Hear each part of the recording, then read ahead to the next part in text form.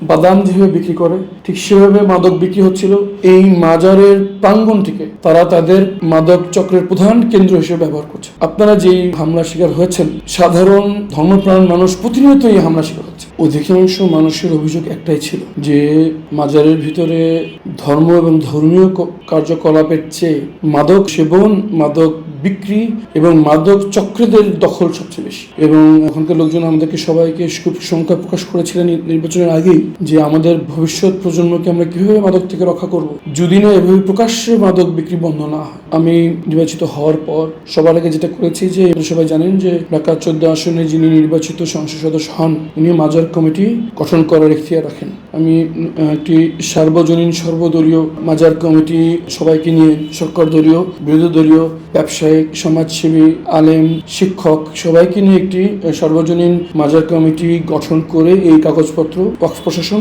এবং ধর্ম মন্ত্রণালয়কে জমা দিয়ে এসেছি। আজ প্রায় 3 মাস হয়ে যাচ্ছে, এখন পর্যন্ত সেটি অ্যাপ্রুভ হয়নি।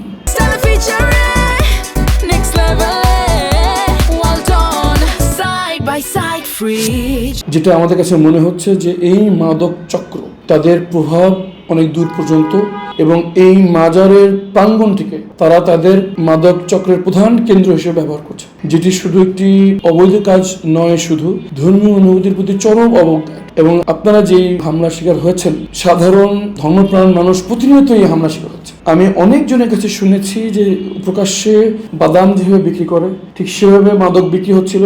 স্থানীয় মুরব্বীরা যখন এটা নিয়ে কথা বলতে গিয়েছে তাদেরকে শারীরিকভাবে হামলা করার হুমকি তারা দিয়েছে। অনেকের কাছে ধারালো অস্ত্র সবসময় থাকে এবং সেই জিনিস নিয়ে হুমকি তারা দেয়। সব মিলিয়ে মাজারের কর্মকর্তা কর্মচারী, আশেপাশের বাসিন্দা এবং আইন শৃঙ্খলার সাথে যারা জড়িত সবার বক্তব্য একটাই, এই মাজার কেন্দ্রিক এভাবে আর প্রকাশ্যের মাদকের কেনা বিক্রি চলতে পারে না। কিন্তু দুঃখজনক হলেও সত্যি যে এখন পর্যন্ত সরকারের কাছ থেকে আমরা কার্যকর কোনো ভূমিকা পাইনি।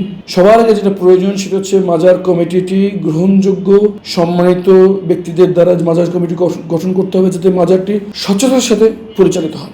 দ্বিতীয়ত, মাজারে অবশ্যই একটি স্থায়ী পুলিশ ফাঁড়ি অথবা আনসার ক্যাম্প বা এরকম কোনো আইন শৃঙ্খলা বিষয়ক একটি স্থায়ী স্থাপনা খুবই জরুরি। এবং সর্বশেষ, মাজারে কত আয় হচ্ছে, কিভাবে সেটা ব্যয় হচ্ছে, এগুলোর কোনো জবাবদিহিতার কোনো বিষয় এই মুহূর্তে আমরা দেখতে পাচ্ছি।